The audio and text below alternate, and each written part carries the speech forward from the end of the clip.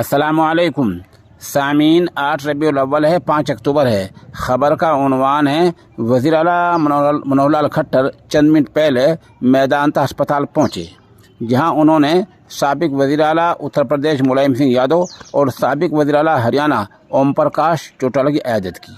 दोनों से मुलाकात की और दोनों की सेहत के लिए मनोकामनाएं की।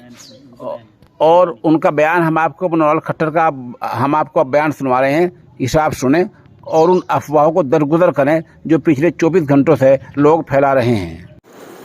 हमारे मुलायम सिंह यादव जी पूर्व मुख्यमंत्री उत्तर प्रदेश अस्वस्थ हैं, पिछले कुछ दिनों से यहाँ एडमिट हैं और पिछले 3 दिन से थोड़ा उनकी जो अवस्था है थोड़ा रिस्की है और प्रभु से कामना करते हैं कि जल्दी वो ठीक हो जाए।